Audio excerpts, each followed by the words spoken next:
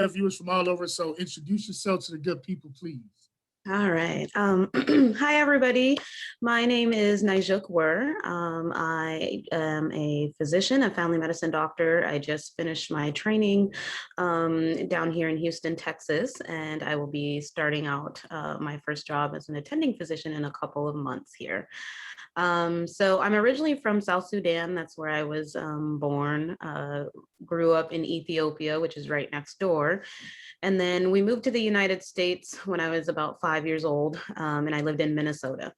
And from there, that's where I did most of my schooling. And then I moved down to Texas for when I started my residency training, and that's where I've lived ever since. Excellent, excellent, excellent. Now, it's very remarkable, the different stops that you've made, and I'm pretty sure you're probably not even older than 30 years old. But you've traveled. I'm sure you've seen some things even as a youth, and here you are now, making moves in the professional realm. One of the big things with our podcast, Heavy Brand Podcast, is to expose our young people, Dr. Word, expose our young people to professionals from different career paths, professionals that have faced challenges, overcome challenges, have them share their stories, and in the way we're educating our youth, we're inspiring our youth, and we're motivating our youth through these shared stories. Yes. So now tell us a little bit about your youth as far as making the transition from South Sudan to Ethiopia and then to Minnesota. Were you in Hennepin County area or somewhere outside of Minneapolis? So we when my parents immigrated here, they were both very young. I think they were like in their early teens, like 19, 20s. And so we actually lived in Des Moines, Iowa, and it was part of a immigration project that they were doing around that time in the 90s, where they were bringing a lot of people over from different countries. And South Sudan happened to be one of the countries that the Catholic Charities was supporting families. So growing up, actually, we lived with a bunch of South Sudanese immigrants, other kids my age and my siblings' age that immigrated at around the same time. And we lived in Des Moines, Iowa until I was about 12 years old. And then at that point, my dad decided to move us to a very small town in Minnesota called Albert Lea. They have like 18,000 people. So of course, living in that small town, it was not very diverse. So we were often the diversity that was there in town. And so I guess I didn't see a lot of role models or people that looked like me that were in the career that I wanted to be a part of. Until I went to college, and then I met a few more students my age too that were interested in medicine, and so that was kind of where the journey towards medicine started. Excellent. Now, Doctor, when did you first realize that you wanted to be a professional helper, that you wanted to take care of the sick and help people get better? I would say that started when I was 14 years old. When I was 14, I became really interested in medicine. I had a close family member that had a medical issue that led to them passing away. And so that was that hurt me a lot. And also growing up, my parents grew up in the villages, so there was not a lot of access to healthcare. And some of the stories that both of my parents would tell me growing up were very shocking to me, because I was just like, what do you mean you couldn't go to the doctor? Why didn't you guys just go? And it's like, okay, well, the doctor was sometimes a day's walk away. and simple healthcare stuff that we here in the United States take for granted, like preventative medicine, like just your annual screenings, that they don't do that. That's just not a part of the access to care. And so that those two situations combined really made me decide that I want to be a doctor. So I actually started working in a nursing home, and I was a nursing assistant. And so that was kind of my first exposure to like the medical field. And I just always remember that I loved working with the elderly, but I always wanted to do something more. And I always looked forward to the days that the one day a month that the doctor would be coming to the nursing home, and I would want to always follow him around and ask him questions. So that's kind of where that led me to. Okay. Doctor, I have, quite a large South Sudanese following. Actually, I was a high school basketball coach in the suburb of Denver, Colorado, and at least three or four of my players were they had migrated from South Sudan. Of course, they had they stopped at another country before they came to Colorado, and a lot of them, they had been through a lot. They had a lot of stories, and I always wanted to get across to them that don't put all your eggs into the athletic basket. A lot of our South Sudanese young men are very athletic, very tall, but I always wanted to instill in them the importance of them not neglecting their education. So it's very refreshing to have you on our podcast today. Now, what advice would you give some of our student athletes as far as looking outside of their prospective sport? Mhm. So the advice that I would give you guys is that the awesome thing about the field of medicine is that you don't have to just do medicine. There's actually been plenty of stories of athletes that have where they've done sports. I can't remember his name right now, but I believe there was an NFL player that went to medical school as well. And so it's you can do both. And we actually have sports medicine doctors. So if you really love sports, you can still be a doctor and you can focus on working in sports. So you would be working with high school teenagers. You'd be basically you'd be their team doctor. Or if you have your hopes set even higher, you can become an NFL team doctor or an NBA team doctor. So you can definitely do both. And one of my friends actually that I just finished residency with, he's two of them actually, they're both doing sports medicine fellowships. And so you're able to still follow your passion of being around the sports and to be a doctor as well. Awesome. Appreciate that insight, Doctor. And in addition, for our young ladies, you are definitely that much more of a role model because you're doing your thing in the medical field, and you're also a mother. So how do you balance your time taking care of your kiddo versus taking care of other people's kiddos or other people's families? How do you balance all that, Doctor? Um, to be completely honest with you, I will tell you that it's tough. Some days go a lot more towards medicine, and some days have to go towards my family and towards my baby. And it's just trying to keep that, we call it the work-life balance. Both things are very important to me.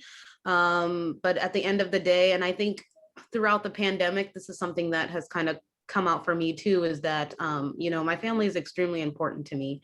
And I love my career. I love seeing my patients and working with my patients every day. But at the end of the day, my family is the most important thing for me. And I think when you see other moms and other dads doing it too, you guys can kind of lean on each other. And so that's what we did a lot in our program, was us girls and boys would lean on each other and say, hey, how are you able to do this? How do you still have the energy when you get home to then play with your kid for 2 more hours before they go to bed? So I think keeping those connections amongst people around you. And then just using other people to motivate you. My mom was also, she worked very hard and also had to be a mom to 8 children. So seeing her do that Wow. really, okay, she did it. I know it's possible. Uh-huh. Uh-huh. Yes, ma'am. Now, there's for people of color, even more specifically, young Africans that migrated here and that are pursuing the various professions. There's student associations that help give them some of that support, camaraderie. I know one of my older sisters, when she was at Michigan, she joined like a student association. Did you join any associations, whether it was for African Americans or Africans or South Sudanese during your time in college? Yes, I did. So in college, I was part of the Black Student Association. So that was African American students and African students together. And then I was also part of ANSA, which was more directed towards African students. And I think it was really good for me to have that group of people that you guys know that you relate to each other in such a strong way by your ethnicity, and just having them as a support system is very, very helpful.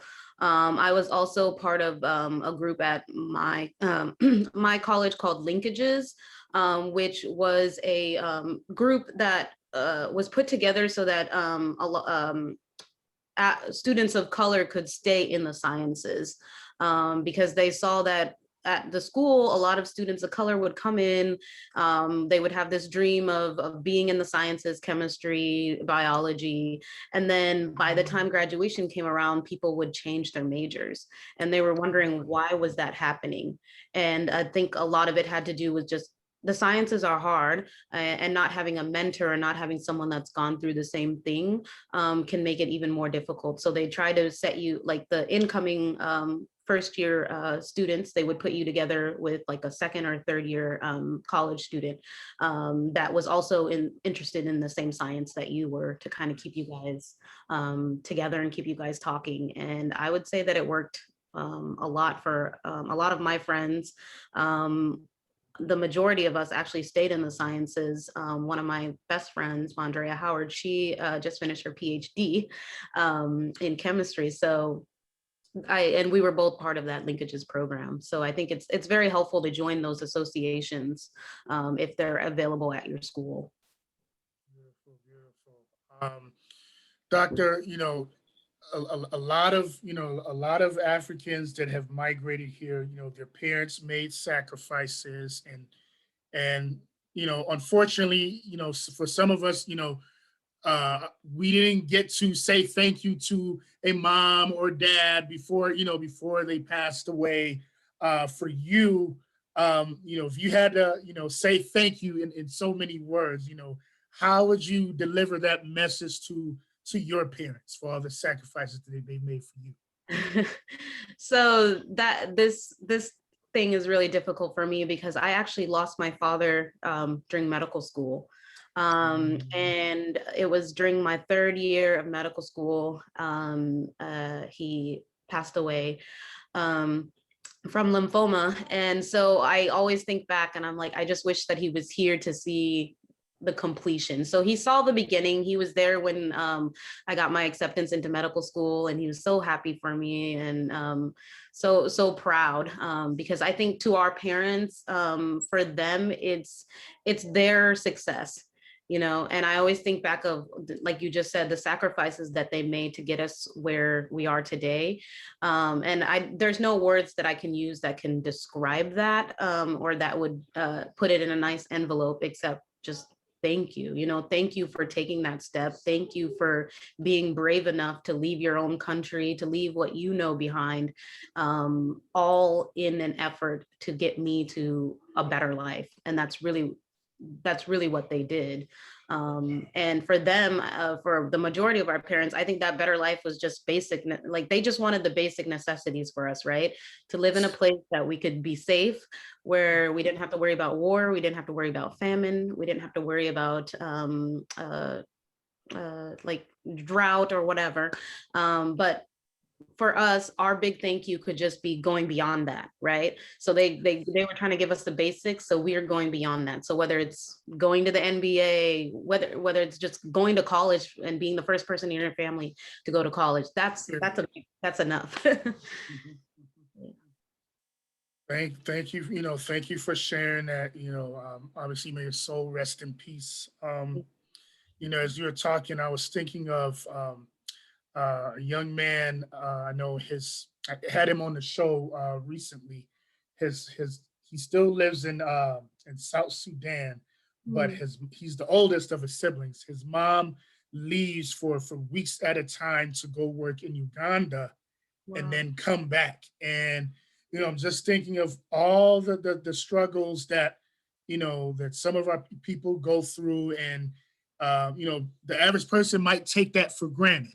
The opportunities that we have abroad. And I kind of have a vision where some of our professionals, that come from the motherland, if they could, find a way to give back, whether it's mentoring virtually, they don't necessarily have to spend a whole summer, back in their country of origin, but do something virtually where they mentor some of the next generation that's trying to make their way abroad. So I don't know if that's, if you've ever thought of something like that, but how do you feel about that vision? I love that. I really, really do. I think that if you're given the opportunity to give back to others, just like people have given to me and have allowed me to get where I am today, I would definitely want to do anything that I can to help other students or people that are interested in medicine to get where they are, whether it's just talking them through the steps of how to apply to medical school, or if they need a letter of recommendation or whatever they need, I'm more than willing to do that for them. Awesome. And on a lighter note, we always like to ask our guests, try to get them to not just put them on the spot, but have them think outside the box. So here it goes.